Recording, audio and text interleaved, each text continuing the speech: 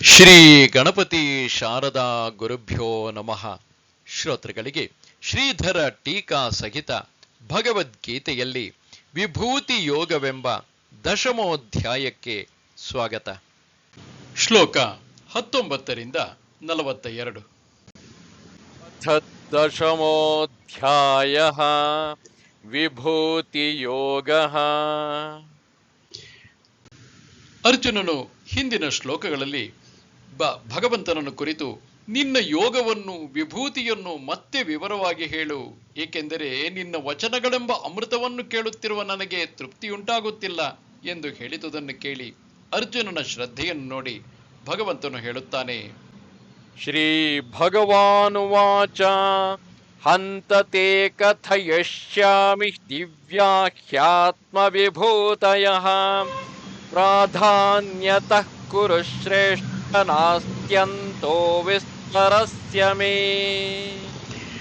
ಆಗಲಿ ಎಲೆ ಕುರುಕುಲದಲ್ಲಿ ಶ್ರೇಷ್ಠನೇ ಅರ್ಜುನ, ನನ್ನ ಪ್ರಧಾನವಾದ ದಿವ್ಯ ವಿಭೂತಿಗಳನ್ನು, ಮಹಿಮೆಗಳನ್ನು ನಿನಗೆ ಹೇಳುತ್ತೇನೆ, ಏಕೆಂದರೆ ನನ್ನ ವಿಭೂತಿಗಳ ವಿವರಕ್ಕೆ, ಅವುಗಳ ಹರಹಿಗೆ ಕೊನೆಯೇ ಇಲ್ಲ.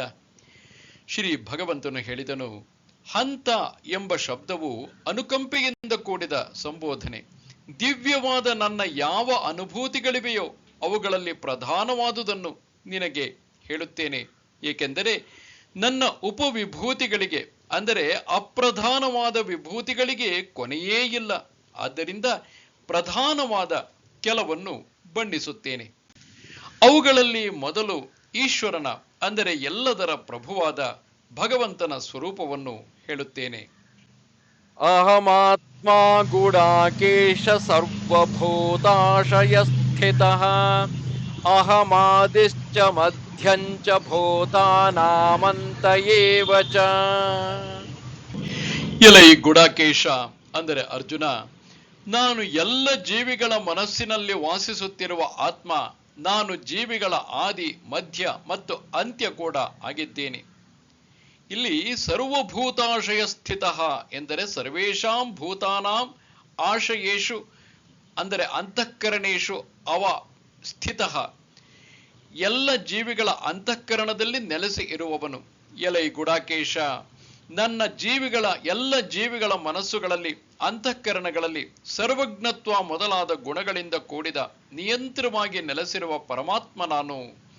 ಆದಿ ಅಂದರೆ ಹುಟ್ಟು, ಮಧ್ಯ ಅಂದರೆ ಅವುಗಳ ಇರುವಿಕೆ, ಅಂತ್ಯ ಅಂದರೆ ಆ ಎಲ್ಲ ಜೀವಿಗಳ ಅಳಿವು. ಹೀಗೆ ಎಲ್ಲ ಜೀವಿಗಳ ಹುಟ್ಟು ಮೊದಲಾದವುಗಳಿಗೆ, ಅವುಗಳ ಹುಟ್ಟುವಿಕೆ, ಇರುವಿಕೆ ಮತ್ತು ಅಳಿವಿಗೆ ಎಲ್ಲಕ್ಕೂ ಕಾರಣನು ನಾನೇ ಎಂದು ಅರ್ಥ. ಈಗ ಮುಂದಿನ ಶ್ಲೋಕದಿಂದ ಆರಂಭಿಸಿ ಅಧ್ಯಾಯದ ಕೊನೆಯವರೆಗೂ ಭಗವಂತನು ತನ್ನ ವಿಭೂತಿಗಳನ್ನು ಹೇಳುತ್ತಾನೆ. ಆದಿತ್ಯಾನಾಮಹಂ ವಿಷ್ಣು ಜ್ಯೋತಿಷಾಂ ರವಿರಂಶುಮಾನ್ ಮರೀಚಿರ್ಮರುತಾಮಸ್ಮಿ ನಕ್ಷತ್ರಾಣಾಮಹಂ ಶಶಿ. ಆದಿತ್ಯರಲ್ಲಿ ನಾನು ವಿಷ್ಣು, ಜ್ಯೋತಿಗಳಲ್ಲಿ ನಾನು ಕಿರಣಗಳುಳ್ಳ ರವಿ, ಮರುತ್ತುಗಳಲ್ಲಿ ನಾನು ಮರೀಚಿ, ನಕ್ಷತ್ರಗಳಲ್ಲಿ ನಾನು ಚಂದ್ರ. ಅಂದರೆ 12 ಆದಿತ್ಯರ ನಡುವೆ ನಾನು ವಿಷ್ಣು ವಾಮನ.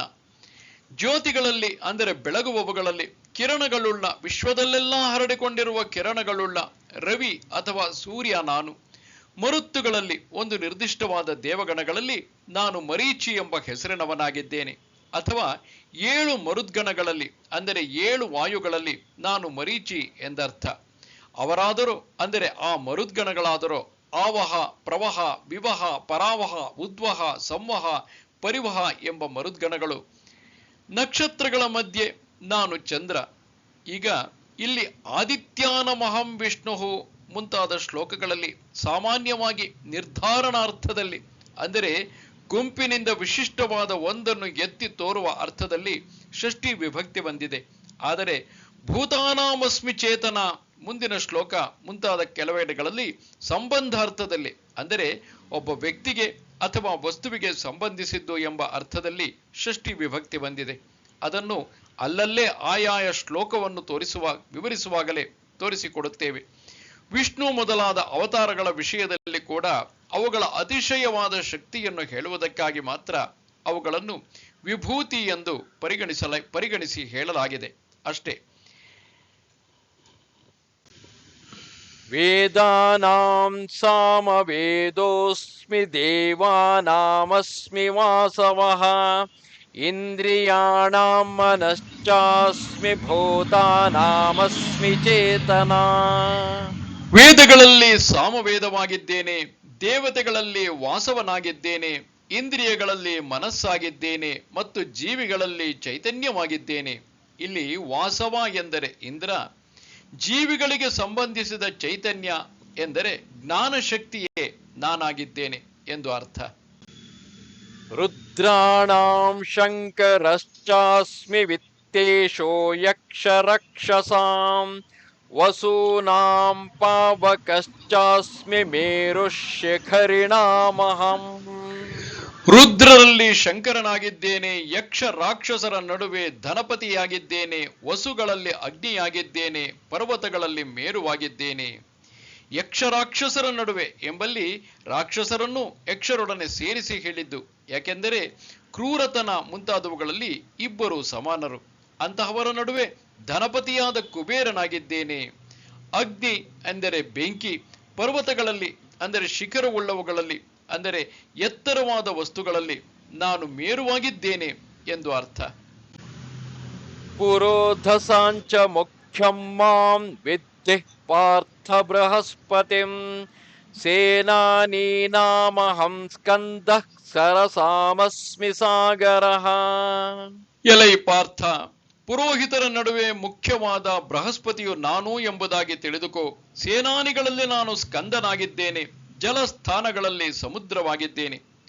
ಪುರೋಹಿತರ ನಡುವೆ ದೇವತೆಗಳಿಗೆ ಪುರೋಹಿತನಾದ್ದರಿಂದ ಮುಖ್ಯನಾದ ಬೃಹಸ್ಪತಿಯು ನಾನು ಎಂಬುದಾಗಿ ತಿಳಿದುಕೋ. ಸೇನಾನಿಗಳಲ್ಲಿ ಸೇನಾಪತಿಗಳ ನಡುವೆ ದೇವತೆಗಳ ಸೇನಾಧಿಪತಿಯಾದ ಸ್ಕಂದ ಅಂದರೆ ಕಾರ್ತಿಕೇಯನಾಗಿದ್ದೇನೆ. ಜಲಸ್ಥಾನಗಳಲ್ಲಿ ಅಂದರೆ ಸ್ಥಿರ ಜಲಾಶಯಗಳ ಮಧ್ಯೆ ಸಮುದ್ರವಾಗಿದ್ದೇನೆ. ಮಹರ್ಷೀಣಾಂ ಭೃಗುರಹಂ ಗಿರಾಮಸ್ಮೈಕಮಕ್ಷರಂ ಯಜ್ಞಾನಾಂ ಜಪಯಜ್ಞೋಸ್ಮಿ ಸ್ಥಾವರಾಣಾಂ ಹಿಮಾಲಯಃ. ಮಹರ್ಷಿಗಳಲ್ಲಿ ನಾನು ಭೃಗುವಾಗಿದ್ದೇನೆ, ಮಾತುಗಳಲ್ಲಿ ಒಂದಕ್ಷರ ಅಂದರೆ ಓಂಕಾರವಾಗಿದ್ದೇನೆ, ಯಜ್ಞಗಳಲ್ಲಿ ಜಪಯಜ್ಞವಾಗಿದ್ದೇನೆ, ಸ್ಥಾವರಗಳಲ್ಲಿ ಅಂದರೆ ಚಲಿಸದಿರುವವುಗಳಲ್ಲಿ ಹಿಮಾಲಯವಾಗಿದ್ದೇನೆ. ಇಲ್ಲಿ ಮಾತುಗಳಲ್ಲಿ ಪದಗಳಿಂದ ಕೂಡಿದ ನುಡಿಗಳ ನಡುವೆ ಒಂದಕ್ಷರ ಎಂದರೆ ಓಂಕಾರವೆಂಬ ಪದವಾಗಿದ್ದೇನೆ. ಶ್ರುತಿಗಳಲ್ಲಿ ಸ್ಮೃತಿಗಳಲ್ಲಿ ಹೇಳಿರುವ ಯಜ್ಞಗಳ ನಡುವೆ ನಾನು ಜಪರೂಪವಾದ ಯಜ್ಞವಾಗಿದ್ದೇನೆ ಎಂದು ಭಗವಂತನು ಹೇಳುತ್ತಿರುವನು. ಅಶ್ವತ್ಥ ಸರ್ವವೃಕ್ಷಾಣಾಂ ದೇವರ್ಷೀಣಾಂ ಚ ನಾರದಃ ಗಂಧರ್ವಾಣಾಂ ಚಿತ್ರರಥಃ ಸಿದ್ಧಾನಾಂ ಕಪಿಲೋ ಮುನಿಃ. ಎಲ್ಲ ಮರಗಳ ನಡುವೆ ನಾನು ಅರಳಿ ಮರವಾಗಿದ್ದೇನೆ, ದೇವರ್ಷಿಗಳಲ್ಲಿ ನಾರದನಾಗಿದ್ದೇನೆ, ಗಂಧರ್ವರಲ್ಲಿ ಚಿತ್ರರಥನಾಗಿದ್ದೇನೆ, ಸಿದ್ಧರಲ್ಲಿ ಕಪಿಲ ಮುನಿಯಾಗಿದ್ದೇನೆ. ದೇವತೆಗಳಾಗಿದ್ದುಕೊಂಡೇ ಯಾರು ವೇದ ಮಂತ್ರಗಳನ್ನು ಸಾಕ್ಷಾತ್ಕರಿಸಿಕೊಂಡು ಋಷಿಗಳಾಗಿರುವರೋ ಅಂತಹವರ ನಡುವೆ ನಾನು ನಾರದನಾಗಿದ್ದೇನೆ. ಸಿದ್ಧರಲ್ಲಿ ಅಂದರೆ ಹುಟ್ಟಿನಿಂದಲೇ ಯಾರು ಪರಮಾರ್ಥ ಸತ್ಯವನ್ನು ಬಲ್ಲರೋ ಅಂತಹವರ ನಡುವೆ ಕಪಿಲ ಎಂಬ ಹೆಸರಿನ ಮುನಿಯಾಗಿದ್ದೇನೆ. ಉಚ್ಚೈಶ್ರವಸಮಶ್ವಾನಾಂ ವಿದ್ಧಿ ಮಾಮೃತೋದ್ಭವಂ ಐರಾವತಂ ಗಜೇಂದ್ರಾಣಾಂ ನರಾಣಾಂ ಚ ನರಾಧಿಪಂ. ಕುದುರೆಗಳಲ್ಲಿ ನಾನು ಅಮೃತದಿಂದ ಒಡಮೂಡಿದ ಉಚ್ಚೈಶ್ರವಸ್ಸು ಎಂದು ತಿಳಿ. ಶ್ರೇಷ್ಠ ಆನೆಗಳಲ್ಲಿ ಐರಾವತ ಮತ್ತು ಮನುಷ್ಯರಲ್ಲಿ ರಾಜನಾಗಿದ್ದೇನೆ.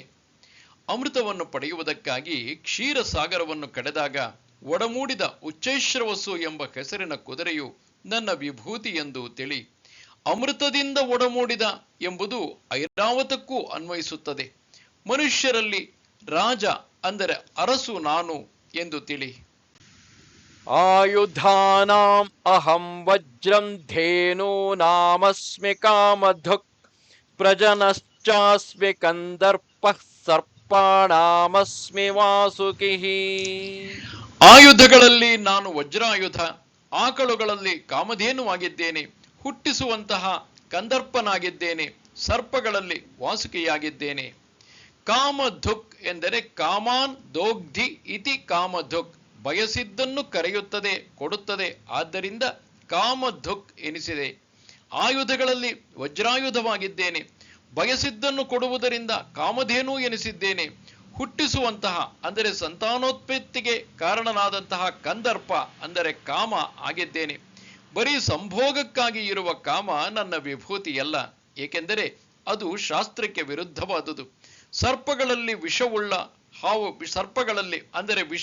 ಹಾವುಗಳ ರಾಜನಾದ ವಾಸುಕಿಯಾಗಿದ್ದೇನೆ. ಅನಂತಶ್ಚಾಸ್ಮಿ ನಾಗಾನಾಂ ವರುಣೋ ಯಾದಸಾಮಹಂ ಪಿತॄಣಾಮರ್ಯಮಾ ಚಾಸ್ಮಿ ಯಮಃ ಸಂಯಮತಾಮಹಂ. ನಾಗಗಳಲ್ಲಿ ಅನಂತನಾಗಿದ್ದೇನೆ, ಜಲವಾಸಿಗಳಲ್ಲಿ ವರುಣನಾಗಿದ್ದೇನೆ, ಪಿತೃಗಳಲ್ಲಿ ಅರ್ಯಮನಾಗಿದ್ದೇನೆ, ಹತೋಟಿಗೆ ತರುವವರಲ್ಲಿ ಯಮನಾಗಿದ್ದೇನೆ. ನಾಗಗಳಲ್ಲಿ ವಿಷವಿಲ್ಲದ ಹಾವುಗಳ ರಾಜನಾದ ಅನಂತ ಶೇಷನಾಗಿದ್ದೇನೆ, ಅಂದರೆ ಆದಿಶೇಷನಾಗಿದ್ದೇನೆ. ಜಲವಾಸಿಗಳಲ್ಲಿ ಅಂದರೆ ಜಲಚರಗಳ ರಾಜನಾದ ವರುಣನಾಗಿದ್ದೇನೆ. ಪಿತೃಗಳಲ್ಲಿ ಅವರ ರಾಜನಾದ ಅರ್ಯಮನಾಗಿದ್ದೇನೆ. ಹತೋಟಿಗೆ ತರುವವರಲ್ಲಿ ನಿಯಂತ್ರಿಸುವವರ ನಡುವೆ, ದಂಡನೆ ನೀಡುವವರ ನಡುವೆ ಯಮನು ನಾನಾಗಿದ್ದೇನೆ. ಪ್ರಹ್ಲಾದಶ್ಚಾಸ್ಮಿ ದೈತ್ಯಾನಾಂ ಕಾಲಃ ಕಲಯತಾಮಹಂ ಮೃಗಾಣಾಂಚ ಮೃಗೇಂದ್ರೋಹಂ ವೈನತೇಯಶ್ಚ ಪಕ್ಷಿಣಾಂ.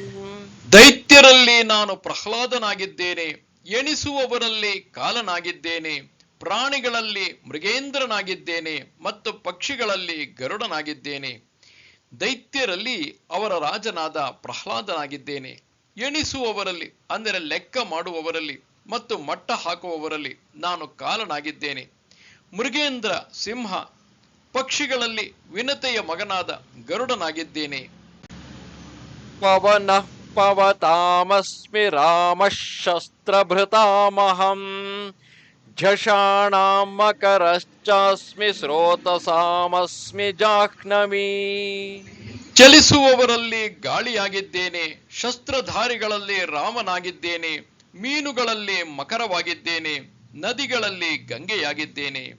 ಅಂದರೆ ಶುದ್ಧಗೊಳಿಸುವವರಲ್ಲಿ ಅಥವಾ ವೇಗವಾಗಿ ಚಲಿಸುವವರಲ್ಲಿ ಗಾಳಿಯಾಗಿದ್ದೇನೆ. ಶಸ್ತ್ರಧಾರಿಗಳಲ್ಲಿ ಅಂದರೆ ವೀರರ ನಡುವೆ ದಶರಥನ ಪುತ್ರನಾದ ರಾಮನಾಗಿದ್ದೇನೆ ಅಥವಾ ಪರಶುರಾಮ ಎಂದು ಅರ್ಥವಾಗಬಹುದು. ಮೀನುಗಳಲ್ಲಿ ಮಕರ ಎಂಬ ಜಾತಿಯ ಮೀನು ಆಗಿದ್ದೇನೆ. ನದಿಗಳಲ್ಲಿ ಅಂದರೆ ಹರಿಯುವ ನೀರುಳ್ಳವುಗಳಲ್ಲಿ ಭಗೀರಥನಿಂದ ಭೂಮಿಗೆ ಇಳಿಸಲ್ಪಟ್ಟ ಭಾಗೀರಥಿ ಎಂಬ ಗಂಗೆಯಾಗಿದ್ದೇನೆ. ಸರ್ಗಾಣಾಮಾದಿರಂತಶ್ಚ ಮಧ್ಯಂ ಚೈವಾಹಮರ್ಜುನ ಅಧ್ಯಾತ್ಮ ವಿದ್ಯಾನಾಂ ವಾದ ಪ್ರವದತಾಮಹಂ. ಎಲೈ ಅರ್ಜುನ, ಸೃಷ್ಟಿಗಳಲ್ಲಿ ಆದಿ, ಅಂತ್ಯ ಮತ್ತು ಮಧ್ಯ ಕೂಡ ನಾನೇ ಆಗಿದ್ದೇನೆ. ವಿದ್ಯೆಗಳಲ್ಲಿ ಅಧ್ಯಾತ್ಮ ವಿದ್ಯೆಯಾಗಿದ್ದೇನೆ. ಚರ್ಚೆ ಮಾಡುವವರಲ್ಲಿ ನಾನು ವಾದವಾಗಿದ್ದೇನೆ. ಸರ್ಗಾಹ ಎಂದರೆ ಸೃಜ್ಯಂತೆ ಇತಿ ಸರ್ಗಾಹ, ಸೃಜಿಸಲ್ಪಡುವವು ಸೃಷ್ಟಿಗಳು ಎನಿಸುತ್ತವೆ. ಸೃಜಿಸಲ್ಪಡುವವು ಎಂದರೆ ಆಕಾಶ ಮೊದಲಾದವು, ಅವುಗಳಲ್ಲಿ ಆದಿ ಮತ್ತು ಅಂತ್ಯ ಮತ್ತು ಮಧ್ಯ ಎಲ್ಲವೂ ಕೂಡ ನಾನೇ. ನಾನು ಜೀವಿಗಳ ಆದಿ, ಮಧ್ಯ ಮತ್ತು ಅಂತ್ಯ ಕೂಡ ಆಗಿದ್ದೇನೆ ಎಂಬಲ್ಲಿ ಅಂದರೆ ಹಿಂದಿನ ಇದೇ ಅಧ್ಯಾಯದ 20ನೇ ಶ್ಲೋಕದಲ್ಲಿ ಹಿರಿಯೊಡೆಯನಾದ ಭಗವಂತನೇ ಸೃಷ್ಟಿಕರ್ತ ಇತ್ಯಾದಿಯಾಗಿ ಹೇಳಲಾಯಿತು. ಆದರೆ ಇಲ್ಲಾದರೂ ಸೃಷ್ಟಿ ಸ್ಥಿತಿ ಪ್ರಳಯಗಳನ್ನು ನನ್ನ ವಿಭೂತಿಗಳೆಂದು ತಿಳಿದು ಧ್ಯಾನಿಸಬೇಕು ಎಂಬುದಾಗಿ ಹೇಳಿರುವುದೇ ವೈಶಿಷ್ಟ್ಯ. ಅಧ್ಯಾತ್ಮ ವಿದ್ಯೆ ಎಂದರೆ ಆತ್ಮವಿದ್ಯೆ.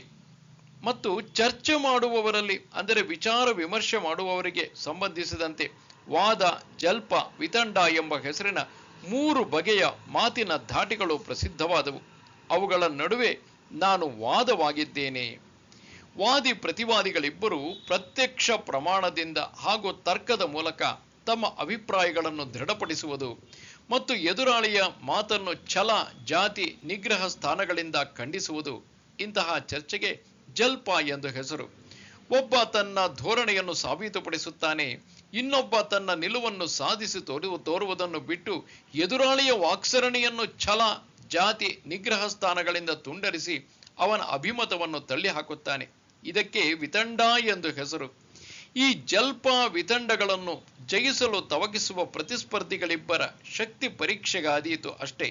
ಆದರೆ ವಾದವಾದರೂ ಗುರು ಶಿಷ್ಯರ ನಡುವೆ ಅಥವಾ ಇತರರ ನಡುವೆ ಪೂರ್ವಾಗ್ರಹವಿಲ್ಲದೆ ಸತ್ಯವನ್ನು ಸರಿಯಾದದ್ದು ಯಾವುದು ಎಂಬುದನ್ನು ಖಚಿತಪಡಿಸಿಕೊಳ್ಳುವುದಕ್ಕಾಗಿ ನಡೆಯುವ ಚರ್ಚೆ. ಹೀಗೆ ವಾದವೆಂಬುದೇ ಶ್ರೇಷ್ಠವಾದುದರಿಂದ ಅದು ಅಂದರೆ ವಾದವು ನನ್ನ ವಿಭೂತಿ, ಜಲ್ಪ ವಿತಂಡಗಳಲ್ಲ, ವಾದವು ನನ್ನ ವಿಭೂತಿ ಎಂದು ಅರ್ಥ. ಅಕ್ಷರಾಣಾಮಕಾರೋಸ್ಮಿ ದ್ವಂದ್ವ ಸಾಮಾಸಿಕಸ್ಯ ಚ ಅಹಮೇವಾಕ್ಷಯಃ ಕಾಲಃ ಥಾತಾಹಂ ವಿಶ್ವತೋ ಮುಖಃ. ಅಕ್ಷರಗಳಲ್ಲಿ ಅಂದರೆ ವರ್ಣಗಳಲ್ಲಿ ನಾನು ಅಕಾರವಾಗಿದ್ದೇನೆ, ಏಕೆಂದರೆ ಅದು ಎಲ್ಲ ಮಾತುಗಳನ್ನು ಒಳಗೊಂಡಿರುವುದರಿಂದ ಶ್ರೇಷ್ಠವೆನಿಸಿದೆ. ಶ್ರುತಿ ಹೇಳುವಂತೆ ನಿಜಕ್ಕೂ ಈ ಅಕಾರವೇ ಎಲ್ಲ ಮಾತುಗಳಾಗಿದೆ. ಕಂಠ, ಅಂಗಳು ಮುಂತಾದ ವಿವಿಧ ಅಂಗಗಳಿಂದ ಅಂದರೆ ಬಾಯಿಯಿಂದ ನಾವಾಡುವ ಮಾತು ಹುಟ್ಟುವ ವಿವಿಧ ಜಾಗಗಳು, ಇವುಗಳಿಂದ ಹೊಮ್ಮಿದಾಗ ಇದೇ ಅಕಾರವೇ ಬಗೆ ಬಗೆಯಾದ ಬಹಳಷ್ಟು ರೂಪಗಳನ್ನು ತಾಳುತ್ತದೆ. ಅಂದರೆ ನಾವು ಮಾತಾಡುವ ಕಂಠ, ಅಂಗುಳುಗಳು ಇವುಗಳ ಕಾರಣದಿಂದಾಗಿ ವಿವಿಧ ಶಬ್ದಗಳಾಗಿ ಕೇಳಿಬರುತ್ತದೆ. ಸಮಾಸಗಳಲ್ಲಿ ಅಂದರೆ ಸಮಾಸಗಳ ಗುಂಪಿನಲ್ಲಿ ನಾನು ದ್ವಂದ್ವ ಸಮಾಸವಾಗಿದ್ದೇನೆ. ಉದಾಹರಣೆಗೆ ರಾಮ, ಕೃಷ್ಣರು ಮುಂತಾದ ಸಮಾಸವಾಗಿದ್ದೇನೆ, ಏಕೆಂದರೆ ಅದರಲ್ಲಿನ ಎರಡೂ ಪದಗಳು ಪ್ರಮುಖವಾದ್ದರಿಂದ ಅದು ಶ್ರೇಷ್ಠವೆನಿಸಿದೆ. ಅಕ್ಷಯವಾದ ಪ್ರವಾಹವಿರುವ ಕಾಲವು ನಾನೇ, ಎಣಿಸುವವರಲ್ಲಿ ಕಾಲನಾಗಿದ್ದೇನೆ. ಕಾಲಃ ಕಲಗೆತಾಮಹಂ ಎಂಬಲ್ಲಿ 100 ವರ್ಷಗಳು ಮುಂತಾದ ಆಯಸ್ಸನ್ನು ಎಣಿಸುವಂತಹ ರೂಪದ ಕಾಲವನ್ನು ಹೇಳಲಾಯಿತು ಹಿಂದಿನ ಇದೇ ಅಧ್ಯಾಯದ 30ನೇ ಶ್ಲೋಕದಲ್ಲಿ. ಅದಾದರೂ ಆ ಆಯಸ್ಸು ಮುಗಿದಾಗ ಕಾಲವೂ ಮುಗಿಯುತ್ತದೆ. ಆದರೆ ಇಲ್ಲಿ ಈ ಶ್ಲೋಕದಲ್ಲಿ ಪ್ರವಾಹ ರೂಪದ ಅಕ್ಷಯವಾದ ಅಂದರೆ ಕೊನೆಯಿಲ್ಲದ ಕಾಲವನ್ನು ಹೇಳಲಾಗಿದೆ ಎಂಬುದೇ ಎರಡರ ನಡುವೆ ಇರುವ ವ್ಯತ್ಯಾಸ. ಕರ್ಮ ಫಲವನ್ನು ವಿಧಿಸುವವರಲ್ಲಿ ನಾನು ಸರ್ವತೋಮುಖನಾದ ಧಾತೃವಾಗಿದ್ದೇನೆ. ಅಂದರೆ ನಾನು ಎಲ್ಲ ಕರ್ಮಗಳ ಫಲವನ್ನು ತಾಕೀತು ಮಾಡುವವನಾಗಿದ್ದೇನೆ. ಅವರವರ ಕರ್ಮಕ್ಕೆ ತಕ್ಕಂತೆ ಅವರಿಗೆ ಕರ್ಮ ಫಲ ದೊರೆಯುವಂತೆ ಮಾಡುವವನಾಗಿದ್ದೇನೆ ಎಂದು ಅರ್ಥ. ಮೃತ್ಯು ಸರ್ವಹರಶ್ಚಾಹಂ ಉದ್ಭವಶ್ಚ ಭವಿಷ್ಯತಾಂ ಕೀರ್ತಿಶ್ರೀರ್ವಾಕ್ಷ ನಾರೀಣಾಂ ಸ್ಮೃತಿರ್ಮೇಧಾ ಧೃತಿ ಕ್ಷಮಾ. ನಾನು ಎಲ್ಲವನ್ನೂ ನಾಶ ಮಾಡುವ ಮೃತ್ಯು, ಮುಂದೆ ಬರಲಿರುವ ಜೀವಿಗಳ ಊರ್ಜಿತ ಸ್ಥಿತಿ ಅಂದರೆ ಏಳಿಗೆ, ಪುರೋಭಿವೃದ್ಧಿ ಎಂಬುದೇನಿದೆಯೋ ಅದು ನಾನೇ. ನಾರಿಯರಲ್ಲಿ ನಾನು ಕೀರ್ತಿ, ಸಮೃದ್ಧಿ, ಮಾತು, ನೆನಪು, ಬುದ್ಧಿ, ಧೈರ್ಯ ಮತ್ತು ಕ್ಷಮೆ.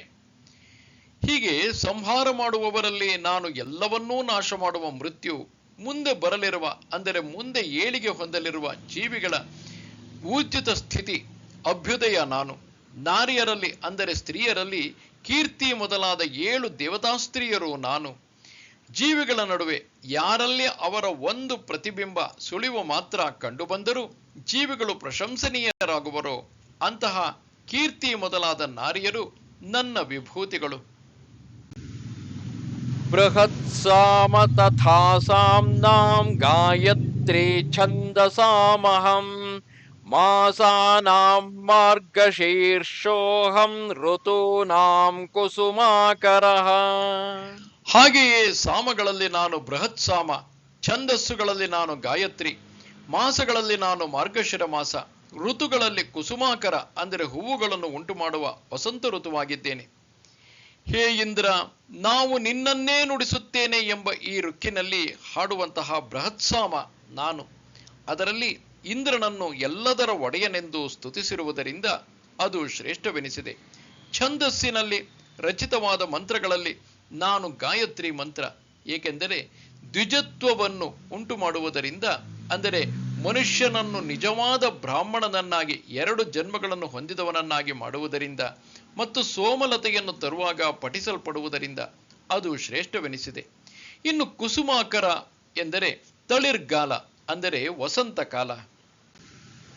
ದ್ಯೂತಂ ಛಲಯತಾಮಸ್ಮಿ ತೇಜಸ್ವಿನಾಮಹಂ ಜಯೋಸ್ಮಿ ವ್ಯವಸಾಯೋಸ್ಮಿ ಸತ್ವಂ ಸತ್ವವತಾಮಹಂ. ದಗಾಕೋರರಲ್ಲಿ ಜೂಜುಕೋರರಲ್ಲಿ ನಾನು ಜೂಜು ಆಗಿದ್ದೇನೆ, ತೇಜಸ್ವಿಗಳ ತೇಜಸ್ಸಾಗಿದ್ದೇನೆ, ನಾನು ಗೆಲುವು ಆಗಿದ್ದೇನೆ, ನಾನು ಪ್ರಯತ್ನವಾಗಿದ್ದೇನೆ ಮತ್ತು ನಾನು ಸಾತ್ವಿಕರ ಸತ್ವವಾಗಿದ್ದೇನೆ. ದಗಾಕೋರರಿಗೆ ಅಂದರೆ ಒಬ್ಬರಿಗೊಬ್ಬರು ಪರಸ್ಪರ ಮೋಸ ಮಾಡುವವರಿಗೆ ಸಂಬಂಧಿಸಿದ ಜೂಜು ಆಗಿದ್ದೇನೆ. ತೇಜಸ್ವಿಗಳ ಅಂದರೆ ಪರಾಕ್ರಮಿಗಳ ತೇಜಸ್ಸು ಪರಾಕ್ರಮ ನಾನಾಗಿದ್ದೇನೆ. ನಾನು ಜಯಶಾಲಿಗಳ ಗೆಲುವು ಆಗಿದ್ದೇನೆ. ಕಾರ್ಯಶೀಲರಲ್ಲಿ ಅಂದರೆ ಪ್ರಯತ್ನಶೀಲರಲ್ಲಿ ಪ್ರಯತ್ನ ಪರಿಶ್ರಮವಾಗಿದ್ದೇನೆ. ನಾನು ಸಾತ್ವಿಕರ ಸತ್ವಗುಣವುಳ್ಳವರ ಸತ್ವವಾಗಿದ್ದೇನೆ. ವೃಷ್ಣೀನಾಂ ವಾಸುದೇವೋಸ್ಮಿ ಪಾಂಡವಾನಾಂ ಧನಂಜಯಃ ಮುನೀನಾಮಪ್ಯಹಂ ವ್ಯಾಸಃ ಕವೀನಾಮುಶನಾ ಕವಿಃ. ವೃಷ್ಣಿಗಳಲ್ಲಿ ವಾಸುದೇವನಾಗಿದ್ದೇನೆ, ಪಾಂಡವರಲ್ಲಿ ಧನಂಜಯನಾಗಿದ್ದೇನೆ ಮತ್ತು ಮುನಿಗಳಲ್ಲಿ ನಾನು ವ್ಯಾಸ, ಕವಿಗಳಲ್ಲಿ ನಾನು ಉಶನ ಕವಿ. ಇಲ್ಲಿ ವಾಸುದೇವ ಅಂದರೆ ನಾನು ನಿನಗೆ ಉಪದೇಶಿಸುತ್ತಿರುವೆನೋ ಅವನು, ಧನಂಜಯನಾದ ನೀನೂ ನನ್ನ ವಿಭೂತಿ. ಮುನಿಗಳಲ್ಲಿ ವೇದಗಳ ಅರ್ಥವನ್ನು ಮನನ ಮಾಡುವವರಲ್ಲಿ ಮೆಲುಕು ಹಾಕುವವರಲ್ಲಿ ನಾನು ವೇದಗಳನ್ನು ವಿಂಗಡಿಸಿರುವಂತಹ ವೇದವ್ಯಾಸನಾಗಿದ್ದೇನೆ. ಕವಿಗಳಲ್ಲಿ ಅಂದರೆ ಇಂದ್ರಿಯಗಳ ಪರಿಧಿಯಿಂದ ಆಚೆಗಿರುವುದನ್ನು ಒಳಗಣ್ಣಿನಿಂದ ಕಾಣಬಲ್ಲವರಲ್ಲಿ ಅಂದರೆ ದಿವ್ಯ ಜ್ಞಾನವುಳ್ಳವರಲ್ಲಿ ಉಶನ ಎಂಬ ಹೆಸರಿನ ಕವಿ ಅಂದರೆ ಶುಕ್ರಾಚಾರ್ಯ ಅಸುರರ ಗುರು ಆಗಿದ್ದೇನೆ.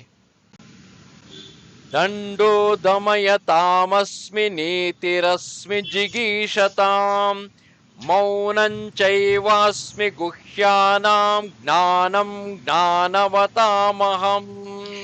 ದಂಡಿಸುವವರ ಶಿಕ್ಷೆ ಆಗಿದ್ದೇನೆ, ಗೆಲ್ಲಲು ಬಯಸುವವರ ನೀತಿಯಾಗಿದ್ದೇನೆ ಮತ್ತು ಗುಟ್ಟುಗಳಲ್ಲಿ ಮೌನವೇ ಆಗಿದ್ದೇನೆ. ಹಾಗೂ ಜ್ಞಾನಿಗಳ ಜ್ಞಾನ ನಾನು. ದಂಡಿಸುವವರಿಗೆ ಅಂದರೆ ಅಂಕೆಗೆ ತರುವವರಿಗೆ ಸಂಬಂಧಿಸಿದ ಶಿಕ್ಷೆಯಾಗಿದ್ದೇನೆ. ಹಿಡಿತಕ್ಕೆ ಸಿಗದವರು ಯಾವುದರಿಂದ ತಹಬಂದಿಗೆ ಬರುವರೋ ಅಂತಹ ಶಿಕ್ಷೆಯು ನನ್ನ ವಿಭೂತಿ.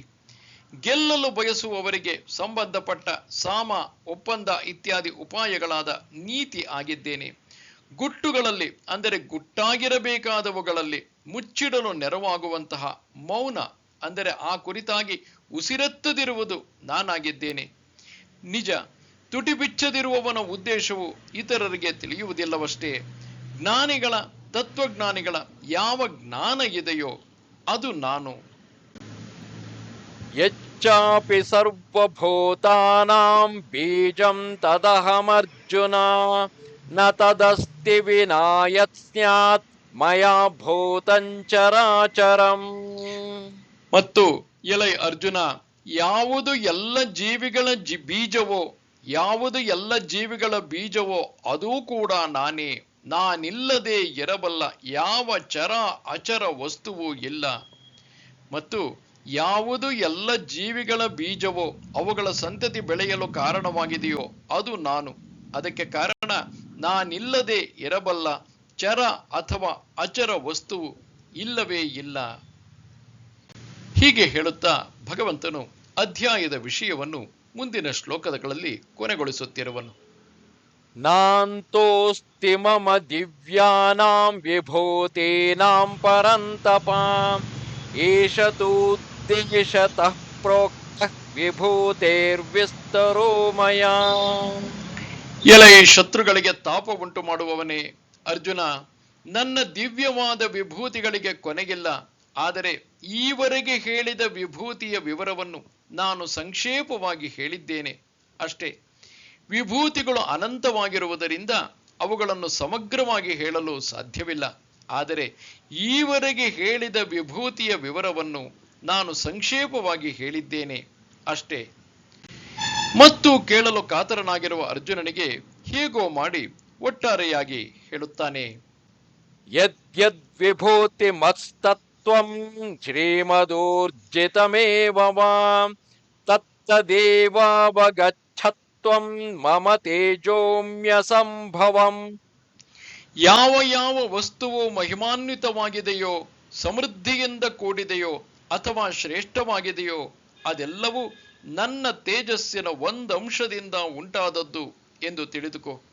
ಯಾವ ಯಾವ ವಸ್ತು ಮಹಿಮಾನ್ವಿತವಾಗಿದೆಯೋ ಅಂದರೆ ಹಿರಿತನ ಒಡೆತನಗಳಿಂದ ಕೂಡಿದೆಯೋ, ಸಮೃದ್ಧಿಯಿಂದ ಕೂಡಿದೆಯೋ ಅಂದರೆ ಸಂಪದ್ಭರಿತವಾಗಿದೆಯೋ, ಶ್ರೇಷ್ಠವಾಗಿದೆಯೋ ಅಂದರೆ ಘನತೆ ಗರಿಮೆ ಮುಂತಾದ ಗುಣಗಳಿಂದಾಗಿ ಶ್ರೇಷ್ಠವಾಗಿದೆಯೋ, ಮಿಕ್ಕವುಗಳಿಗಿಂತ ಅಂದರೆ ಮಿಗಿಲಾಗಿದೆಯೋ, ಅದೆಲ್ಲವೂ ನನ್ನ ತೇಜಸ್ಸಿನ ಶಕ್ತಿಯ ಒಂದಂಶದಿಂದ ಉಂಟಾದದ್ದು ಎಂದು ತಿಳಿದುಕೋ. ಅಥವಾ ನನ್ನನ್ನು ಹೀಗೆ ಸೀಮಿತವಾಗಿ ಕಾಣುವುದರಿಂದ ಏನು ಪ್ರಯೋಜನ? ನೀನು ಎಲ್ಲೆಲ್ಲೂ ನನ್ನನ್ನೇ ನೋಡು ಎನ್ನುತ್ತಾನೆ ಭಗವಂತ. ಅಥವಾ ಬಹುನೈತೇನ ಕಿಂಜ್ಞಾತೇನ ತಮಾರ್ಜುನ ವಿಷ್ಟಭ್ಯಾಹಮಿದಂ ಕೃತ್ಸ್ನಂ ಏಕಾಂಶೇನ ಸ್ಥಿತೋ ಜಗತ್. ಅಥವಾ ಎಲೈ ಅರ್ಜುನ, ಈ ನನ್ನ ವಿಭೂತಿಗಳನ್ನು ವಿವರಪೂರ್ಣವಾಗಿ ತಿಳಿದುಕೊಳ್ಳುವುದರಿಂದ ನಿನಗೇನು ಪ್ರಯೋಜನ? ನಾನು ಈ ಇಡೀ ವಿಶ್ವವನ್ನು ನನ್ನ ಒಂದು ಅಂಶದಿಂದ ಎತ್ತಿ ಹಿಡಿದುಕೊಂಡಿದ್ದೇನೆ. ವಿವರಪೂರ್ಣವಾಗಿ ಬೇರೆ ಬೇರೆಯಾಗಿ ತಿಳಿದುಕೊಳ್ಳುವುದರಿಂದ ನಿನಗೇನು ಆಗಬೇಕಾಗಿದೆ?